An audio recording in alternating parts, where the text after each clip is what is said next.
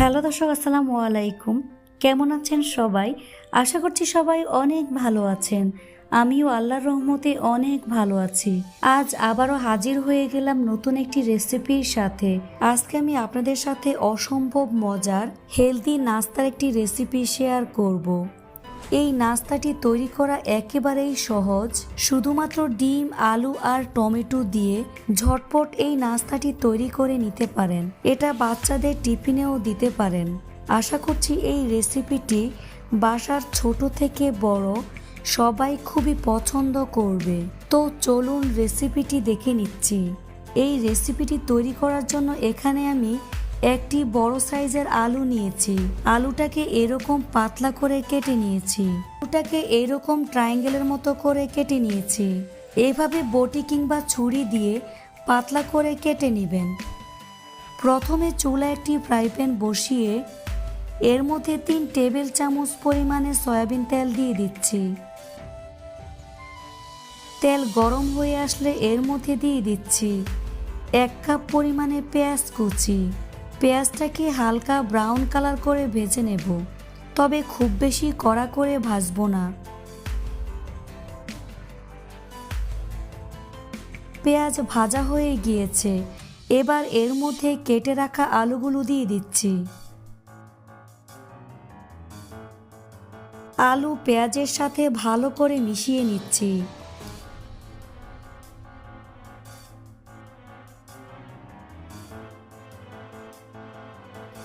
মিশানো হয়ে গেলে এর মধ্যে দিয়ে দিচ্ছি হাফ চা চামচ পরিমাণে মরিচের গুঁড়া ও 1/4 চা চামচ পরিমাণে হলুদের গুঁড়া।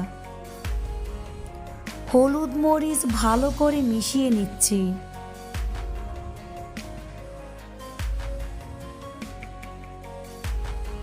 এর মধ্যে স্বাদমতো লবণ দিয়ে মিশিয়ে আলুগুলোকে ভেজে নেব।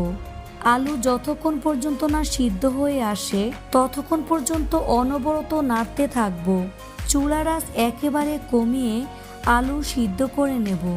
আলুটা যখন মোটামুটি সিদ্ধ হয়ে আসবে তখন এর মধ্যে একটি টমেটো কুচি দিয়ে দিচ্ছি। টমেটো আলুর সাথে ভালো করে মিশিয়ে নেব। টমেটো আলুর সাথে ভালো করে মিশিয়ে 2 থেকে 3 মিনিটের মতো ভেজে নেব। তারপর চুলা থেকে নামিয়ে ঠান্ডা করে নেব। অন্যদিকে একটি মিক্সিং বলে 1 টেবিল চামচ পরিমাণে ময়দা দিয়ে দিলাম। দিয়ে দিচ্ছি 1 টেবিল চামচ পরিমাণে ধনিয়া পাতা কুচি, 1 টেবিল চামচ পরিমাণে কাঁচামরিচ কুচি, দিয়ে দিচ্ছি স্বাদমতো লবণ। এবার এর মধ্যে 2টি ডিম ভেঙে দিয়ে দিচ্ছি।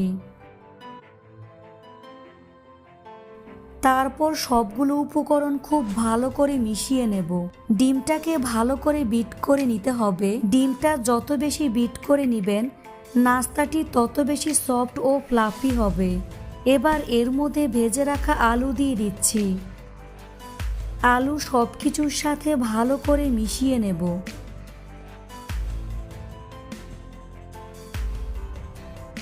সব কিছু ভালো করে মিশিয়ে নেওয়ার পর এবার এটাকে 15 মিনিটের মতো রেস্টে রেখে দেব। তারপর একই ফ্রাই প্যানে 2 টেবিল চামচ পরিমাণে সয়াবিন তেল দিয়ে দিলাম। তেল গরম হয়ে আসলে এর মধ্যে ডিম আলুর মিশ্রণটি দিয়ে দিচ্ছি।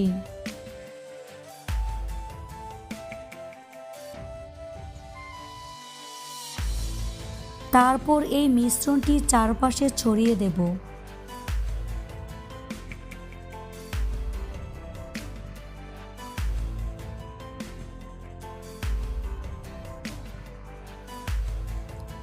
এবার চুলার আঁচ একেবারে লো হিটে রেখে এক পাশ ভাজার জন্য 5 মিনিট অপেক্ষা করব।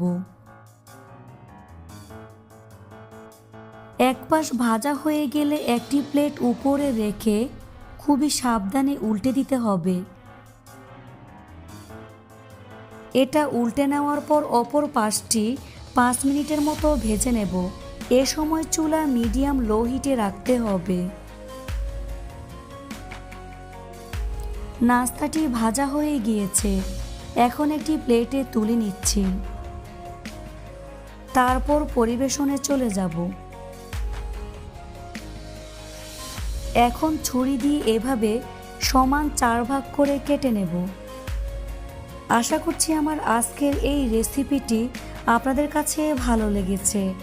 ভালো লাগলে অবশ্যই একটি লাইক দিবেন, বন্ধুদের সাথে বেশি বেশি করে শেয়ার করবেন। আপনি যদি আমার চ্যানেলে নতুন হয়ে থাকেন প্লিজ চ্যানেলটি সাবস্ক্রাইব করে পাশে থাকা বেল আইকনটি ক্লিক করে রাখবেন। আজ এখানেই বিদায় নিচ্ছি। সবাই অনেক ভালো থাকবেন। আল্লাহ হাফেজ।